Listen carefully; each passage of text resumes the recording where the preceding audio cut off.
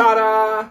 And welcome to Josef's Model Railway and Toy Room. Thank you so much for joining me. As always, just a little bit of housekeeping.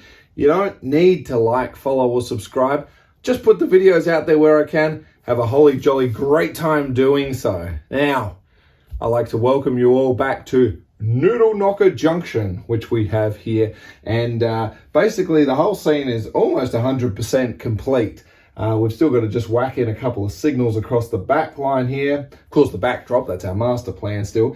But there's still this little section that hasn't been done. Now, we're not going to do this entire section at the moment in today's video. And I'm not even going to let you know about the surprise that I've got planned that's going to happen in most of it. But just to give you a bit of a rough idea, we've got a few floodlights we're going to be putting up. It's not really a yard, but it's certainly a section where you'd see some piles of excess ballast and spare track and things like that that get left by. So I really did want to just make sure I had that sort of scene completed, and I really did want to have some sort of a tractor or a backhoe or some sort of track maintenance piece of machinery that was there. So, of course, one of the greatest inventions, I think, in the modern world has to be the backhoe. Of course, we've got the digger on the front, and of course, we've got our little excavator on the back there. And of course, I really wanted to have a JCB as seen in this picture. I think the JCB brand is just the one that we aspire to. And of course, if you look on one of the key shelves, one of my Lego Technics models, it's one of my favorite pneumatic models that they made.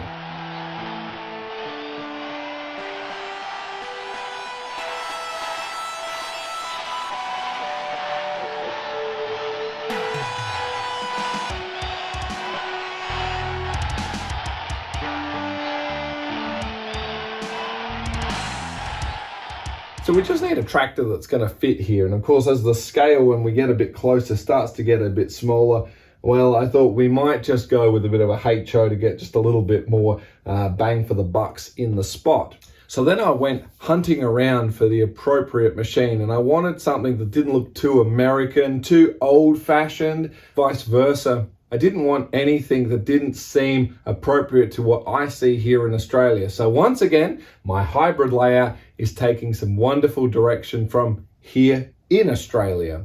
And here we have, it's the Road Ragers. Now this is the VOLVO BL71 Backhoe. Now, while this of course is Australian designed and all the rest, I do need to inform you that the actual final model itself has been constructed and made in China. I know there's a lot of passionate people on the channel who certainly like to have homegrown products where applicable.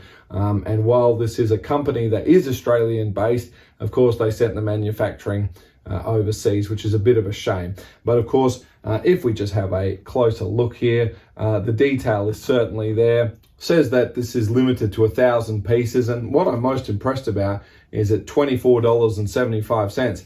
This really is a fantastically detailed model for the money. Apart from just really looking the business and having the best amount of detail in it, I also appreciated the red beacon. Now, obviously it's not illuminated, and I think if we took a little bit of time, we could take one of the lighting options from Woodland Scenics and make the modification. We're not going to do that. However, what I did want to just show you is a bit of a heartbreaking thing that we did do in an earlier video with our Land Rover on the other side in the disused area. And that is, as much as I want to leave this exactly the way it is, when we take this model out of the box now and put it to the side, it's not blending in to our landscape. It looks a bit too new. So in this video, I'm going to show you the really quick, basic way to make it look like it's been here all its life, and it's a machine that's done plenty of hours and lots of work on it. So let's have a look at the process of what we're going to do with this one. Well, the part that really doesn't give me a lot of satisfaction, having to break the seal on this absolute beauty. But we need to get started, so away we go. Tremendous picture of a kangaroo there, just to remind you of what country has inspired this particular model. And we'll take that aside now. Okay. All right. So we still have a tremendous display case for whatever. Interesting about this one as opposed to others, it's not actually screwed down, which makes our job just a little bit easier on this one. I tell a lie. We will need a screwdriver in there. All right, there he is. Fantastic. Now it really does seem like, oh, that's great. You can actually adjust it off the back here. I won't lie, for the price, the detail is rather extraordinary, to tell you the truth. Really quite an exquisite model. Certainly is absolutely poseable. Some of the best modeling, to tell you the truth, I think I've ever seen at this price point. Really fantastic. There's certainly not a position you wouldn't be able to negotiate this into. And as I say, I feel it's a bit of a crime to do what we're about to do. So the first thing we're going to do is we're going to take a Vallejo model wash. I always talk about using the darker grey, and I find it just works well for me. What I'm actually going to do is I'm just going to blob a bit down on the paper, just a couple of drops. And then we're going to just take any cheap paintbrush will do. This one's been sitting in water. I'm not going to press too much water out of it. I'm going to use just a little bit of the water to break this down just a little bit so it's easier to get into places. So we're just going to mix it up. And I'm sorry to say it, and do your best just to dab the brush out as you work on the roof. I don't want too much to fall down onto the glass. There's no right or wrong here, and I know this is gonna just really seem horrible what we're doing here. Just gonna give it just a nice light brush in this wash.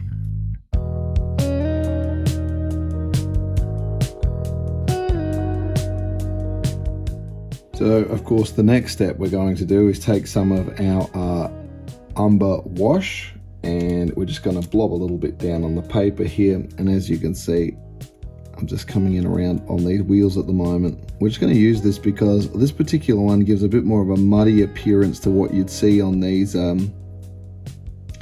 wheels, that sort of dirt that we're expecting. It also just brings the wheel nuts around the hub. It brings it out just a little more.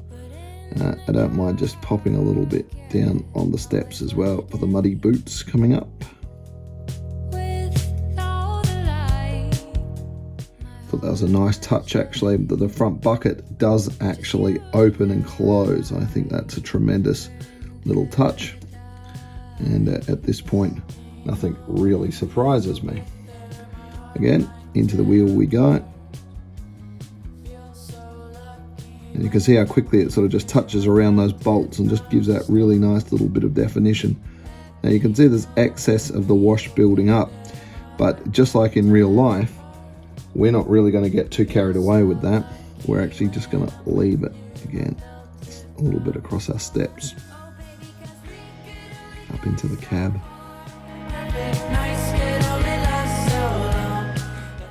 Now it's not that old of a tractor, so we don't really want to go too nuts here with rust and things like that, but we are just going to just dust a little bit across it just to give it a little bit of texture. Nothing major.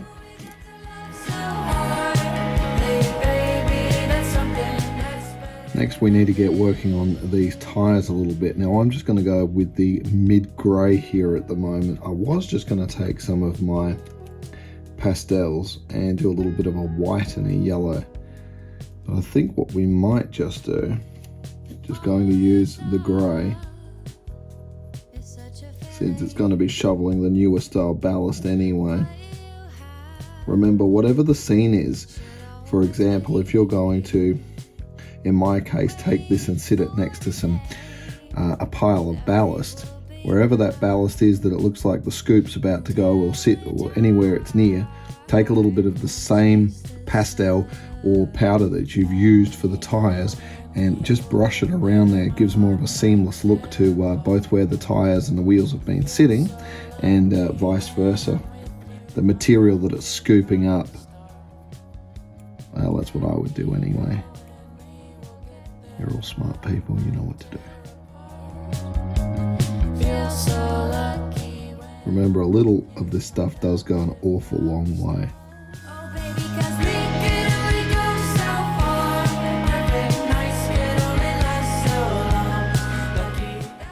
I'm now just going to take a little bit of our black. In this instance, I just really want to work a little bit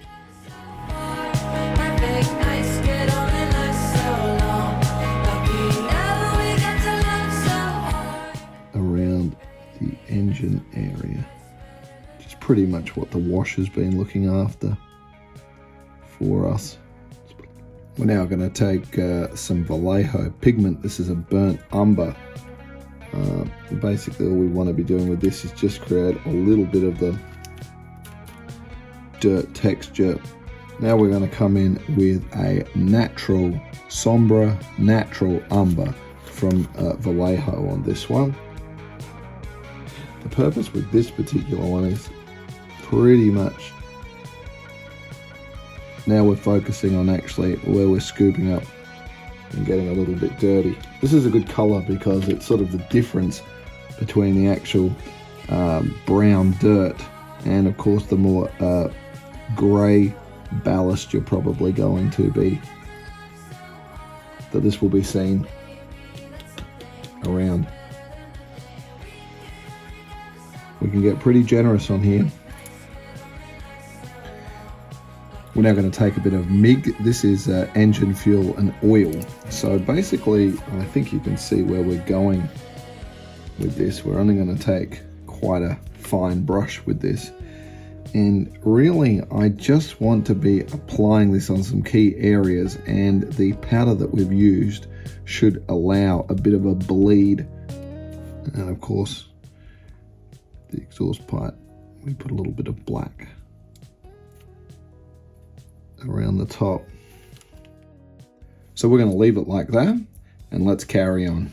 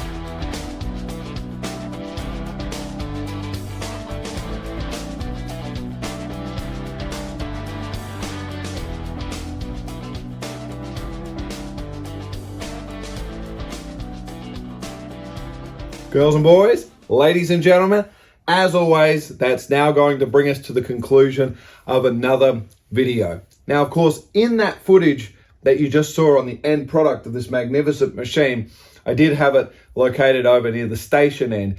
That was just for some photos there, nothing too major. It is going to be living over here, but again, we're still developing this scene at the moment, and it's a pretty tight fit. Every millimeter is going to make a difference. So as I'm working through that, do expect it to be sitting somewhere here and somewhere not too far off of where the track line is. But for the moment, that's going to do it. We're going to have a few more videos coming up with a few little custom model builds as I carry on. But as the construction time increases on some of the other projects, we're starting to get there, but we're still a little way away from seeing the video. But in the meantime, look, thank you so much for joining me in this little snapshot of what I get up to. And I think that while it might seem like only a small piece of the puzzle, you can certainly see that the detail we add as things start to come together really create quite the scene that draws the eye in. And I take great pleasure from really creating a story that can be told in each and every scene as we carry on. But we've still got a long way to go. So until the next one, please do stay safe. Toodles!